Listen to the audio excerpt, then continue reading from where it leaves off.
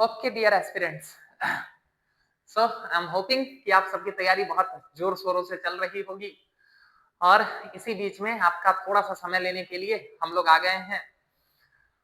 आज हम क्या डिस्कस करने वाले हैं? आज हम डिस्कस करने वाले हैं कि सोशियोलॉजी फुल लेंथ जो आपका टेस्ट हुआ था इंस्टीट्यूट ऑफ बेसिक एजुकेशन में, उनके क्वेश्चंस के क्या मॉडल आंसर हो सकते थे। Got the point? ठीक। आई एम एक्सपेक्टिंग कि आप लोगों को मेंस का एग्जाम पैटर्न तो पता होगा कि किस तरह से एग्जाम पैटर्न होता है, ठीक है ना? क्या है? Candidate has to attempt 5 questions in all. 5 question आपको बनाने होते हैं। टोटल 8 क्वेश्चन होते हैं, समझ गए ना? जिसमें से first and fifth question compulsory होता है।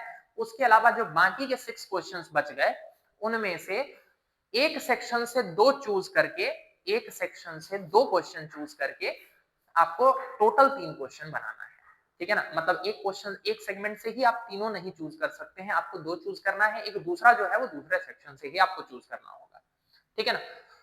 बाकी जो मार्क्स वगैरह हैं वो दिए गए हैं, ठीक। आई एम एक्सपेक्टिंग कि कम से कम अब आप ये ब्लंडर तो नहीं ही करिएगा एक्चुअल एग्जाम में जाकर, ठीक है ना?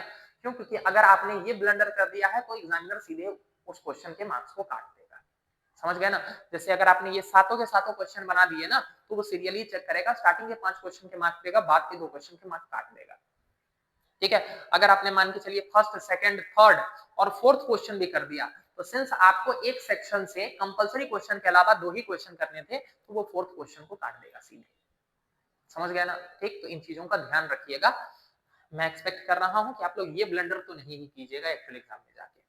चलिए, इस डिस्कशन में हम क्या करने वाले हैं? हम मॉडल आंसर के फॉर्मेट्स देखने वाले हैं कि आखिर क्या आंसर हो सकता था, ठीक है ना? ऑब्वियसली यहां पर मैं आपको सोशियोलॉजी पढ़ा नहीं पाऊंगा, मैं आपको बस इतना बता पाऊंगा कि इस क्वेश्चन में क्या कुछ इंपॉर्टेंट पॉइंट्स हो सकते थे, ठीक है ना?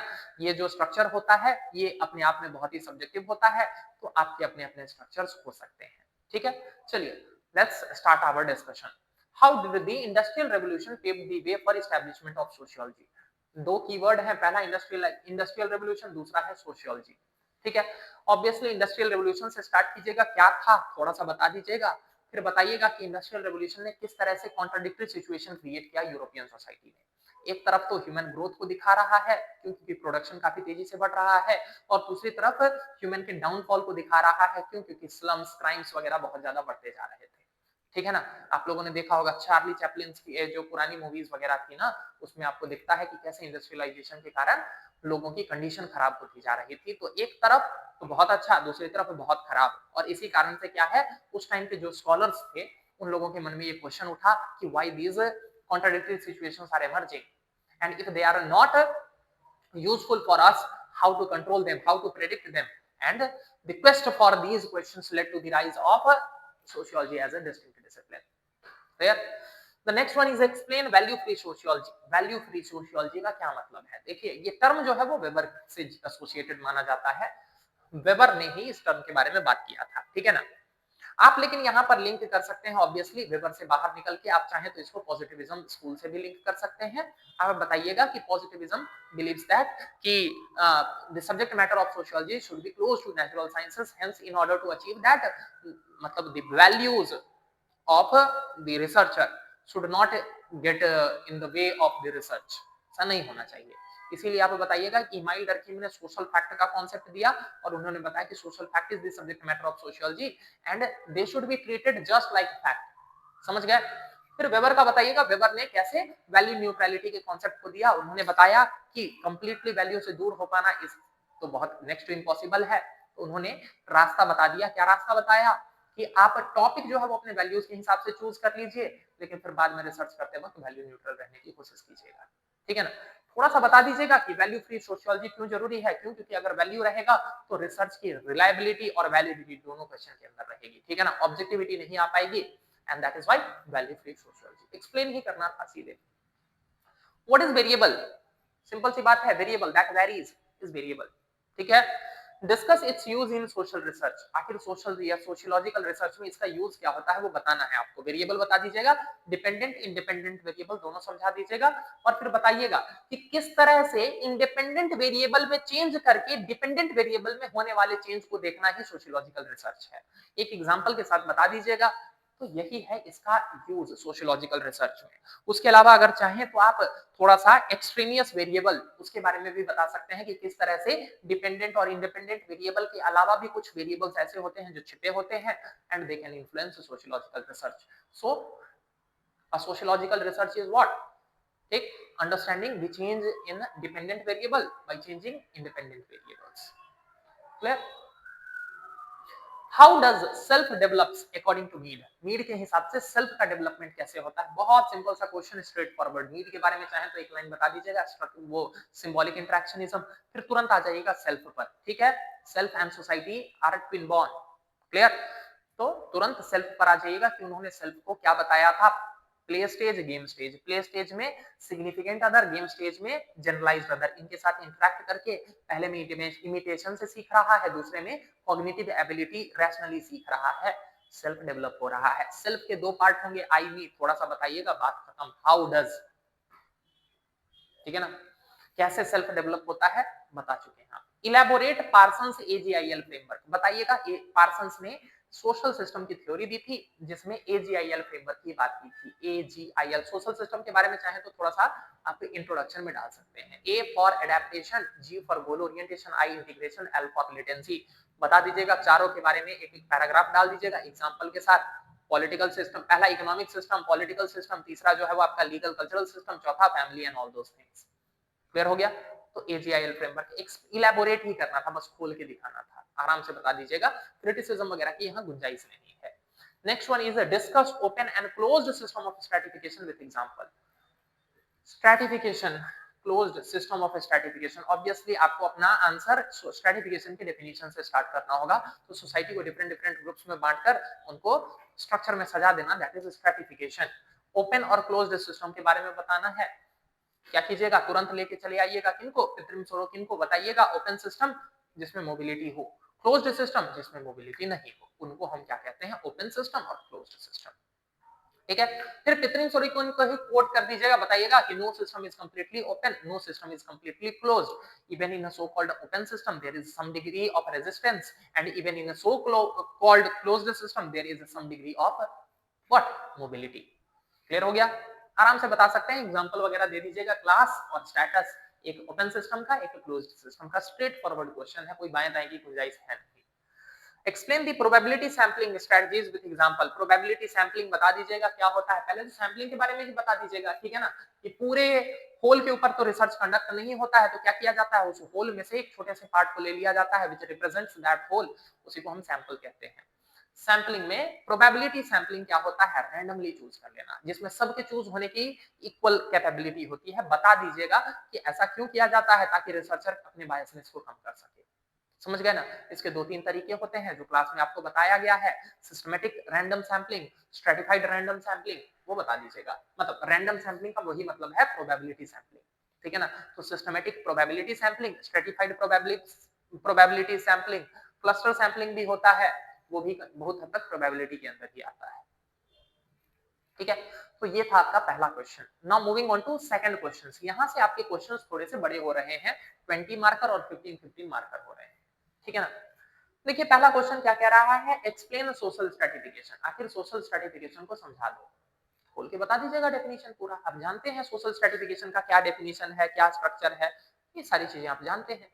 तो सोशल स्ट्रैटिफिकेशन को खोल के समझा दीजिएगा। ठीक, analyse the impact of social stratification in society, कि सोशल सोसाइटी के ऊपर इसका क्या इंपैक्ट होता है। इसमें आप डाल दीजिएगा कि फंक्शनलिस्ट थ्योरी क्या है, डेविस एंड मोर पार्सन्स। दूसरा आप चाहें तो मेल्विन तुमिन को डाल सकते हैं, कार्ल मार्क्स डाल सकते हैं कि किस तरह से उन्होंने बताया था कि इसका नेगेटिव इंपैक्ट पड़ता है, ठीक है ना। चाहे तो आप फेमिनिस्ट पर्सपेक्टिव भी डाल सकते हैं कि उनका कहना था इस कारण से कैसे पैट्रियार्की, विमेन एक्सप्लॉइटेशन इंश्योर होता है सोसाइटी में। क्लियर है? तो दोनों व्यू ढल जाएंगे। पहला सोशल स्ट्रैटिफिकेशन को समझा दीजिए, फिर क्या है इसके इंपैक्ट को बताइए सोसाइटी पर। Explain major theoretical strands of non positivist methodology. Non positivist methodology के बारे में बताइएगा क्या है, और मेजर थ्योरेटिकल स्ट्रैंड्स 5 आपको बताए थे, ठीक है ना, मतलब 4 बताए थे ऑब्वियसली, चलिए न्यू कांतियंस को ऐड कर लेंगे तो 5 हो ही जाएंगे। 4 बताए थे, चारों पर एक एक पैराग्राफ भी लिख दीजिएगा, आराम से आपको मार्क्स मिल जाएंगे। क्या होगा, सबसे पहले नॉन पॉजिटिविस्ट मेथोडोलॉजी के बारे में थोड़ा सा बताइएगा, ठीक है ना। They believe that the methods of natural sciences can not be directly used in sociology, ठीक है, because it is an interpretative discipline not a science, ठीक। उसके बाद क्या करना है, पहले आप इंटरप्रेटिविस्ट स्कूल अंडर वेबर उसके बारे में एक पैराग्राफ डालिए, ठीक है ना, कैसे सोशल एक्शन एक्टर, उसकी बात हुई, वर्स्टीहेन का यूज हुआ, वो एक पैराग्राफ डालिएगा, नॉन पॉजिटिविस्ट मेथोडोलॉजी। फिर आइएगा दूसरा paragraph, symbolic interactionism, G H Mead, C H Cooley, आपके ब्लूमर, इनको यूज कीजिएगा। लुकिंग ग्लास सेल्फ थ्योरी बताइएगा, ठीक है, क्या इनकी मेथोडोलॉजी है, ठीक है ना, जेस्चर्स वगैरह को स्टडी करना, वो वाला था। फिर आप डालिएगा फेनोमेनोलॉजी, स्कूज लेके आइएगा, अल्फ्रेड स्कूज, बताइएगा फेनोमेना, पर्सपेक्टिव सबका अलग अलग होता है, चाहे तो इसमें पीटर बर्जर को भी कोट कर सकते हैं। फिर उसके बाद इथनो मेथोडोलॉजी लेके आइएगा, गार्फिंकल का, ठीक है। तो इस तरह से आप क्या कर सकते हैं जी, एक्सप्लेन ही करना है, क्रिटिकली इवैल्यूएट नहीं करना है, तो क्रिटिसिज्म की गुंजाइश है नहीं, बस खोल के एक्सप्लेन कर दीजिएगा। Last one was explain Merton's theory of a manifest and latent function with proper example। Straight forward question है, Merton latent and manifest function क्या था समझा दीजिएगा। फिर बताइएगा कि आखिर क्यों उन्होंने एम्फेसिस किया है कि लेटेंट फंक्शन जानना जरूरी है, समझ गया ना, लेटेंट फंक्शन जानने के इंपॉर्टेंस पर उन्होंने फोकस किया था, उस बात को आपको यहाँ पर प्रेजेंट करना होगा, ठीक है ना। क्यों, क्योंकि अगर हम लेटेंट फंक्शन को नहीं समझेंगे, ट्रू मीनिंग नहीं समझ में आता, दिखता कुछ और है, पीछे का मीनिंग कुछ और होता है। ओपी ट्राइब को स्टडी किया था उन्होंने। Next one is a critically evaluate the positivist methodology in sociology। Positivist methodology बहुत सिंपल स्ट्रेट फॉरवर्ड है, पॉजिटिविज्म बता दीजिएगा, ऑगस्ट कॉम्ट, आपकी इमाइल डर्किन बताइएगा, wanted to present like a science and all those things, क्या क्या उनके basic थे। अच्छा, मेथोडोलॉजी की बात हो रही है तो आपको इमाइल डर्किन का रूल्स ऑफ सोशियोलॉजिकल मेथड, वो जो उनकी बुक है ना, उसके अंदर जो 4 मेथड दिए गए थे, आप लोगों को क्लास में मैंने समझाया है, ठीक है ना, उनकी भी चर्चा कर दीजिएगा, जिसका यूज करके उन्होंने बताया था कि sociology can not become a natural science but it can become close to natural sciences. तो पॉजिटिव मेथोडोलॉजी को यूज कीजिएगा। वो आपका क्या बोलते हैं, ऑगस्ट कॉम्ट का जो वो लाइन था कि to know is to predict and to predict is to control, उसको भी आप यहाँ पर यूज कर सकते हैं। इवैल्यूएट करना है क्रिटिकली, तो इवैल्यूएशन में आ जाइएगा, फिर से वही न्यू कांतियंस वाला जो है वो पॉइंट आप डाल दीजिएगा कि 4 मेजर प्रॉब्लम है, problem of objectivity, problem of quantification, problem of experimentation और प्रॉब्लम ऑफ जनरलाइजेशन, ये 4 प्रॉब्लम है। इसी कारण से पॉजिटिविज्म, ये प्रॉब्लम्स हैं जिससे पॉजिटिविज्म सफर करता है, ठीक है। Next one is discuss different types of methods of data collection. पहली बात तो थोड़ा सा डेटा कलेक्शन के बारे में बताइएगा कि रिसर्च के लिए डेटा जरूरी है, तो डेटा कलेक्शन सही तरीके से होना जरूरी है, ठीक है ना। अगर डेटा सही नहीं होगा तो रिसर्च का ना तो रिजल्ट वैलिड माना जाएगा ना रिलायबल माना जाएगा। तो इसीलिए डेटा कलेक्शन के कई तरीके होते हैं, ठीक है। 3 मेजर तरीके होते हैं, कौन कौन से, पहला आपका ऑब्जर्वेशन, दूसरा आपका क्वेश्चनेयर और तीसरा आपका इंटरव्यू। इन तीनों के बारे में आराम से एक एक पैराग्राफ में खोल के बता दीजिएगा। इनके भी जो दो पार्ट्स हैं उनके बारे में भी बताइएगा। ऑब्जर्वेशन में participant observation, non participant observation, quasi participant observation, एक एक एग्जांपल दे दीजिएगा, ठीक है। फिर आइए दूसरे में structured interview, non structured interview, एक एक एग्जांपल दे दीजिएगा। Questionnaire, open ended questionnaire, close ended questionnaire हो गया। Oral history method, case study, comparative method, इस तरह से आप 4-5 पॉइंट्स डाल दीजिए। ये तो एक्चुअली मतलब इसमें डेटा की तो आपको कमी नहीं है, ठीक है ना, बहुत कंटेंट है आपके पास। Next one is compare and contrast sociology and common sense. Very easy question, first topic, और बार बार रिपीट होता है सोशियोलॉजी कॉमन सेंस।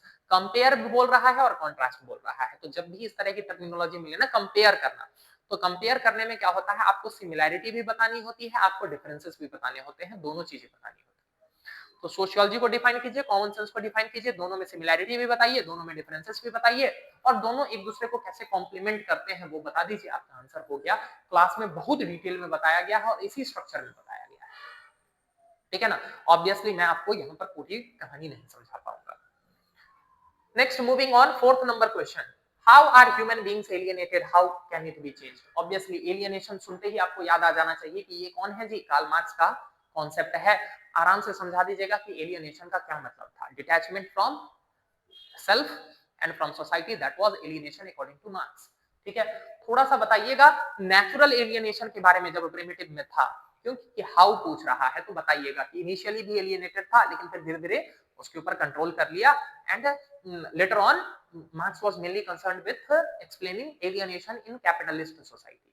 चार तरह का जो एलियनेशन बताया था बताना होगा, from the product of labour, from decision making process, from wider society, and चौथा फ्रॉम स्पीसीज बीइंग। ठीक है, चारों समझाया गया है, एक एक पॉइंट को बहुत डिटेल में बताया गया है। ये चार यहाँ पर चार्ट बनना चाहिए और ये चारों को आपको क्लियर करना होगा। How can it be changed, क्या बताया था उन्होंने, class in itself, class for itself बनेगा, वर्किंग क्लास रेवोल्यूशन आएगा, और वर्किंग क्लास रेवोल्यूशन के थ्रू क्या हो जाएगा जी, एलियनेशन हमेशा के लिए खत्म हो जाएगा एक कम्युनिस्ट सोसाइटी। कम्युनिस्ट सोसाइटी बन जाएगा तो कम्युनिस्ट सोसाइटी में एलियनेशन की कोई बात ही नहीं रहेगी। समझ गए ना, क्यों, क्योंकि लोग अपनी मर्जी से करेंगे सब कुछ प्रोडक्शन, स्पीसीज बीइंग के हिसाब से प्रोडक्शन करेंगे, hence there won't be any alienation in communist society. How is the formalization of labor related to capitalist mode of production? थोड़ा सा कैपिटलिस्ट मोड ऑफ प्रोडक्शन के बारे में बताइएगा। फिर फॉर्मलाइजेशन ऑफ लेबर, कि कैसे कैपिटलिस्ट मोड ऑफ प्रोडक्शन में फॉर्मलाइजेशन हुआ। आप चाहें तो इसको दो तीन तरीके से बता सकते हैं। आप याद कीजिए डर्कीम वाले टॉपिक में आप लोगों ने पढ़ा division of labour, organic solidarity, mechanical solidarity, तो formalisation of labour division of labour से रिलेट करके बताइएगा। ठीक है, फिर यहाँ पर बताइएगा कि फॉर्मलाइजेशन ऑफ लेबर में भी क्या चैलेंजेस हैं। फोर्डिज्म बताया गया है आप लोगों को, ठीक है ना, टेलरिज्म ये सब बताया गया है, पोस्ट फोर्डिज्म ये भी बताया गया है, वही सारी चर्चा यहाँ पर करनी है। एल्टन मेयो का जो है वो हाउथॉर्न इफेक्ट, वो भी स्टडी डाल सकते हैं आप, कैसे फॉर्मलाइजेशन ज्यादा हो जाने से इफेक्ट होने लग जाता है, तो ये सारे पॉइंट्स आपके इसमें डलेंगे। How is formalisation of labour related to capitalist mode of production. Capitalist mode of production के लिए डिवीजन ऑफ लेबर परफेक्ट होना चाहिए, फॉर्मलाइजेशन होना जरूरी है, लेकिन इसके से रिलेटेड अलग अलग स्टडीज, अलग अलग इफेक्ट देखने को मिले हैं। जापान से लेकर यूएसए सबका स्टडी आपके आंसर में है, उनको यूज कीजिए, आसानी से इस आंसर को आप बना सकते हैं। Next one is critically analyse Parsons view on society as a social system. Straight forward question, social system को समझाइए और पार्सन का व्यू क्या था, कैसे उन्होंने सोसाइटी को समझाया, कैसे उन्होंने इक्विलिब्रियम को समझाया, कैसे उन्होंने मूविंग इक्विलिब्रियम को समझाया, कैसे उन्होंने सोसाइटी के प्रीरिक्विजिट दे दिए, सोशल सिस्टम के प्रीरिक्विजिट दे दिए एजीआईएल फ्रेमवर्क के रूप में। That is going to be your answer. Critically analyse बोला है तो क्रिटिसाइज भी करना है, क्योंकि ग्रैंड थ्योरी था, कनेक्ट नहीं कर पा रहे थे, सब कुछ समझाने के चक्कर में लग गए थे, जिस कारण से क्या हुआ, इस थ्योरी से रिलेटेड कुछ चैलेंजेस आए। ठीक है, तो ये हो गया आपका section A. Now moving on to section B, इसमें से भी आपको 5 क्वेश्चन करने थे, मतलब इस पहले 5th वाले में से, और बाकी इनमें से आपको एक या दो चूज करना था, depending on how much question have you chosen from, how many questions have you chosen from part section A. Death of a social movement is inevitable, comment करना है। क्या है सोशल मूवमेंट, समझाइएगा। ठीक है ना, सोशल मूवमेंट क्या है वो समझा दीजिएगा, फिर बताइएगा। ग्रोथ होता है, ठीक है, पॉपुलराइज होता है, इंस्टीट्यूशनलाइज होता है, डीके होता है, और फिर उसके बाद खत्म हो जाता है। या तो फॉर्मलाइज हो जाएगा, या सक्सेसफुल हो जाएगा, या सप्रेस कर दिया जाएगा, कुछ भी होगा, लेकिन डेथ तो होना ही है। तो सोशल मूवमेंट समझा दीजिएगा, फिर उसके बाद सोशल मूवमेंट का लाइफ साइकिल, और उसमें दिखाइएगा कि कैसे डेथ होना इनएविटेबल है। समझ गया। What is the role of civil society in democracy. Democracy में सिविल सोसाइटी का क्या रोल है, सिविल सोसाइटी क्या होती है वहीं से बता सकते हैं, या डेमोक्रेसी क्या है वहीं से डिफाइन करके बता सकते हैं। डेमोक्रेसी को लिंक कीजिएगा, ज्यादा आसानी से लिंक हो जाएगा, कि सब लोगों का मतलब पार्टिसिपेशन इंश्योर करना है, ठीक है ना, पॉलिटिकल पार्टिसिपेशन इंश्योर करना है, तो डेमोक्रेसी वो ऑर्गेनाइजेशन है। अब सिविल सोसाइटी इसमें क्या रोल प्ले करता है, चाहे तो थोड़ा सा सिविल सोसाइटी के बारे में बता दीजिएगा, ग्रामसी का यूज कर सकते हैं या हीगल को यूज कर सकते हैं। ग्रामसी को यूज कर लीजिएगा, ज्यादा बढ़िया है।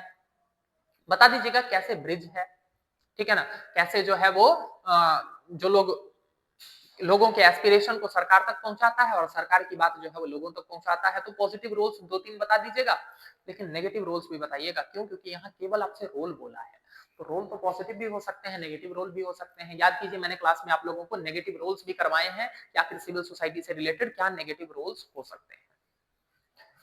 Compare E B Tylor's and Max Muller's idea of religion. E B Tylor animism, Max Muller naturism, compare करके बता दीजिएगा। दोनों प्रिमिटिव फॉर्म ऑफ रिलीजन बताते हैं, एक का मानना है क्या कि स्पिरिट वर्शिप होता है, एक का मानना है नेचर वर्शिप होता है। बता दीजिएगा पूरा ghost theory, dream theory EB Tylor की और टेलर की, और मैक्स मुलर की बता दीजिएगा आप, नेचर कैसे नेचर से डरते थे, ऑ एंड रेवरेंस, मतलब इस कारण से मैक्स मुलर का नेचरिज्म है, ठीक है ना। Is religion in conflict with science, explain your view. Religion क्या है, साइंस क्या है, दोनों समझा दीजिएगा, फिर बताइएगा कि दोनों के बीच में डिफरेंसेस क्या है। और इन्हीं डिफरेंसेस के कारण ऐसा माना जाता है कि दोनों कॉन्फ्लिक्ट में है। कई सारे स्कॉलर्स इस बारे में बोलते भी हैं कि जैसे जैसे हम सोसाइटी में आगे बढ़ेंगे क्या होगा, religion is going to be replaced by science.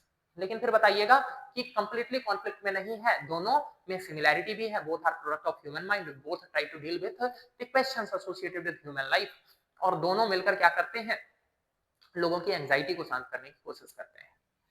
Clear. फिर बताइएगा क्या कि रिलीजन कॉन्ट्रडिक्शन में नहीं है, कॉन्फ्लिक्ट में नहीं है, रादर जहां पर साइंस फेल होता है religion comes to its rescue.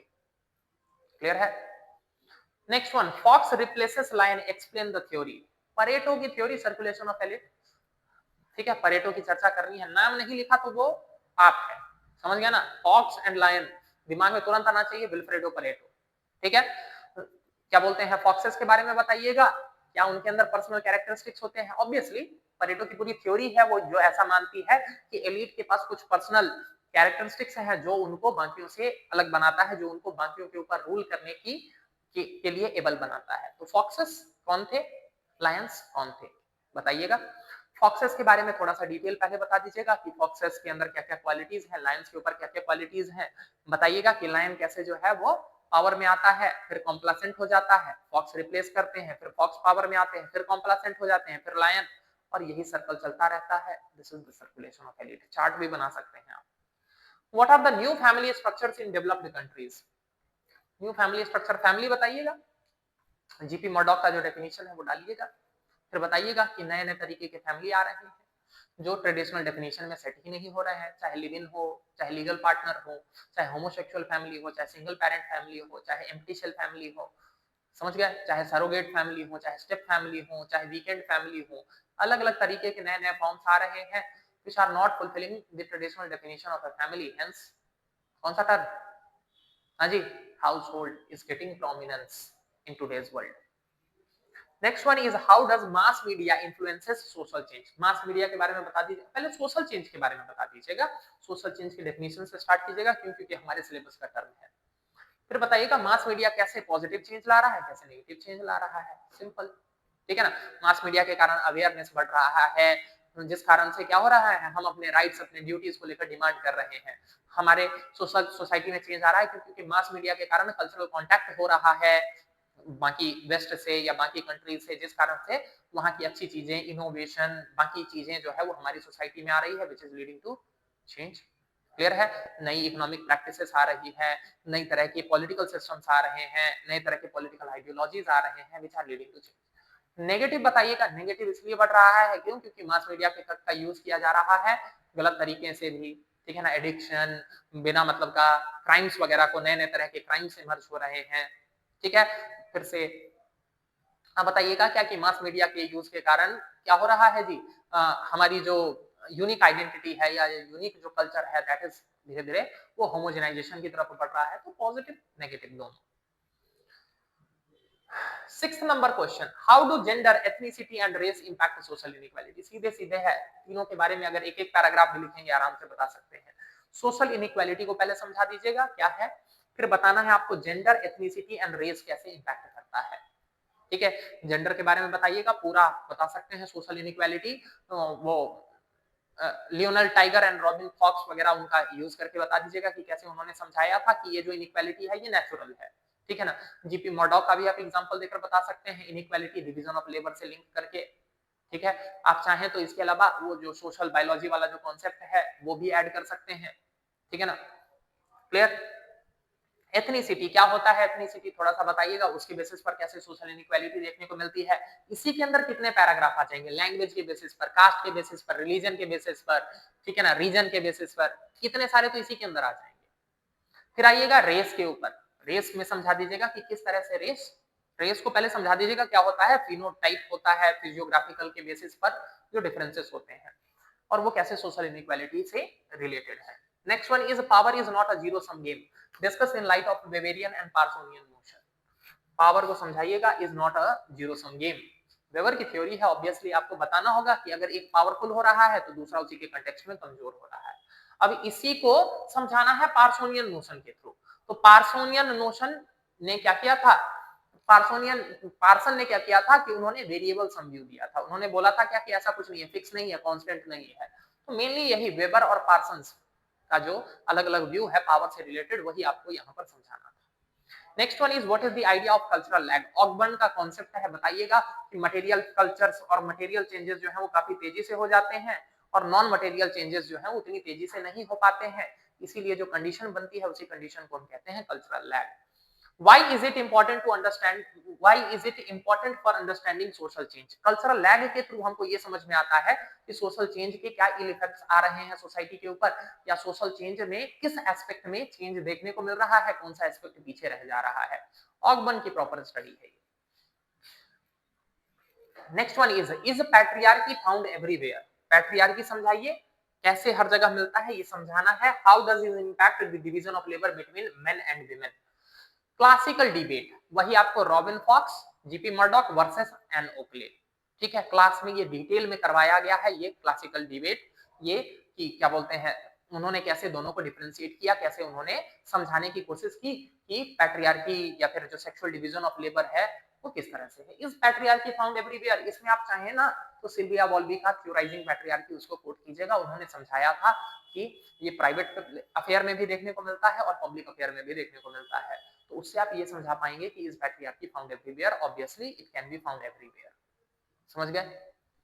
What is cult, बड़ा आसान क्वेश्चन है, ध्यान दीजिए। आप लोगों ने गलती क्या किया है कि कल्ट को सेक्ट मान लेते हैं, ठीक है ना। कल्ट डिफरेंट है, जाके पढ़ लीजिएगा, आपके सिलेबस में दे रखा है। तो व्हाट इज कल्ट, क्लियर।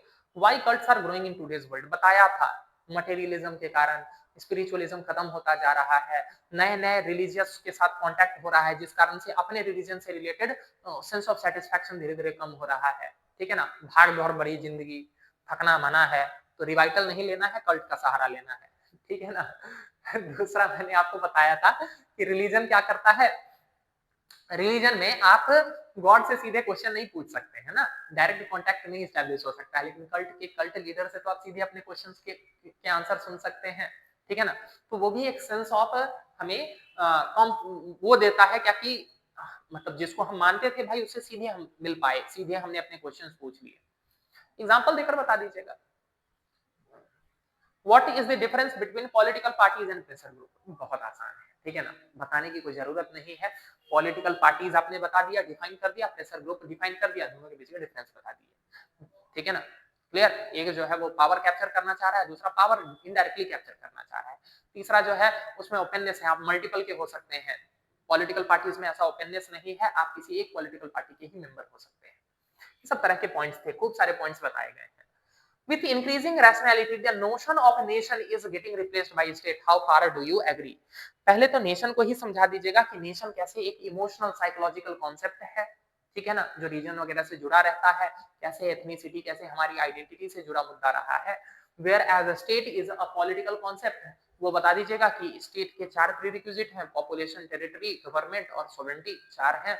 अब बताइएगा कि जैसे जैसे रैशनैलिटी बढ़ रही है, कैसे इमोशनल नोशन जो है वो स्टेट की तरफ शिफ्ट हो रहे हैं, धीरे धीरे उधर से शिफ्ट हो रहे हैं। Now the point is how far do you agree. अब इसमें बताइएगा, देखिए दोनों पक्ष हैं, स्टेट की तरफ बढ़ भी रहे हैं, ऐसा भी हो सकता है कि नेशन का प्रोमिनेंस बढ़ रहा है, जैसे कि इंडिया के बारे में ऐसा बोला जाता है क्या कि India is a multinational state, हम तो अभी तक नेशन बन ही नहीं पाए हैं। तो समय के साथ साथ धीरे धीरे हम क्या कोशिश कर रहे हैं, हम धीरे धीरे नेशन के साथ अबाइड होने की कोशिश कर रहे हैं। तो ऑब्वियसली आप इसका सेकंड पार्ट भी मेंशन कीजिएगा। Critically examine the Marxian theory of social change, straightforward change बताइएगा, Marxian theory, linear theory, revolutionary theory, ठीक है ना। लीनियर में रेवोल्यूशनरी थ्योरी था कि एक पर्टिकुलर डायरेक्शन में चलेगा और एंड भी होगा, ठीक है ना। बाकी लीनियर थ्योरीज एंड की बात नहीं बताते हैं, लेकिन मार्क्स जो है वो एंड की बात बताते हैं, ठीक है ना। रिपीट नहीं होगा कोई भी stage, primitive communism, ancient society, feudal society, capitalist society, socialist society and communist society, 6 stages में उन्होंने बताया है पूरा अपना सोशल चेंज का थ्योरी, वही आपको समझाना है यहाँ पर, ठीक है। क्रिटिकली एग्जामिन है ना, तो हाँ क्रिटिसाइज भी कर दीजिएगा क्या कि उन्होंने जो चीजें बताई है क्या कि एंड हो जाएगा, ये अपने आप में इंटरप्रेटेड है, तो वही वेबर का यूज कीजिएगा कि जरूरी नहीं है कि ऐसा होगा, ठीक है ना। It can be one of the possibility that working class revolution might emerge but not the only. How does live in relation becoming an acceptable idea? Mean? What does live in relation becoming an acceptable idea means? बताइएगा live in relation के बारे में, ठीक है ना, कि conjugal relation होता है, क्लियर, कॉन्जुगल रिलेशन होता है बिफोर मैरिज, ठीक है ना, जिसमें एक दूसरे के ऊपर जो है वो सेक्सुअल राइट्स वगैरह होते हैं, ये हो गया आपका लिव इन रिलेशन। बताइएगा कि कैसे ये एक एक्सेप्टेड आइडिया बनता जा रहा है। यहाँ पर आप क्या कीजिएगा, एंथनी गिडेंस का प्लास्टिक सेक्सुअलिटी वाला कॉन्सेप्ट लेकर चले आइएगा कि जो रोमांटिक लव का कॉन्सेप्ट था पहले ट्रेडिशनल सोसाइटी में, that is going to be, that is being replaced by what, plastic sexuality, जिसमें क्या है कि वो रोमांटिसिज्म वगैरह जैसे कॉन्सेप्ट जो है वो धीरे धीरे कम हो गए हैं, प्लेजर वगैरह जो है वो इंपॉर्टेंट हो गया है। दूसरा आप बताइएगा कि धीरे धीरे जैसे जैसे सोसाइटी में रैशनैलिटी बढ़ रही है, इस तरह के ऑर्गेनाइजेशन जो है वो कमजोर होते जा रहे हैं। तीसरा आप बताइएगा कि फैमिली को बर्डन समझा जा रहा है, तो लोग फैमिली वगैरह को क्रिएट करने की कोशिश नहीं करते हैं, तो दे इंडल्ज इन, मतलब मैरिज वगैरह का इंपॉर्टेंस धीरे धीरे कम होता जा रहा है। इस कारण से लिव इन रिलेशन का प्रोमिनेंस बढ़ता जा रहा है, ठीक है। तो ये था एक ओवरव्यू आपके पूरे पेपर का। ऑब्वियसली यहाँ पर मैं पहले ही बता चुका हूं आपको कि मैं आपको पूरा कंटेंट नहीं बता सकता हूं, दैट्स नॉट पॉसिबल। यहाँ पर हम आपको बस फ्रेमवर्क बता सकते हैं कि इस आंसर में क्या कुछ हो सकता था, ठीक है ना। आई एम एक्सपेक्टिंग कि इस डिस्कशन से आपको कुछ मदद मिलेगी, आप जो है इनसे कुछ इंसाइट्स ले पाएंगे। जो टॉपिक्स आपको कम तैयार लग रहे हैं उन टॉपिक्स को जाकर पढ़िएगा, सही सोर्सेज से तैयार कीजिएगा और फिर आप ही एक अच्छा आंसर लिख पाएंगे, ठीक है। So all the very best, आप लोग तैयारी करते रहिए। Thank you.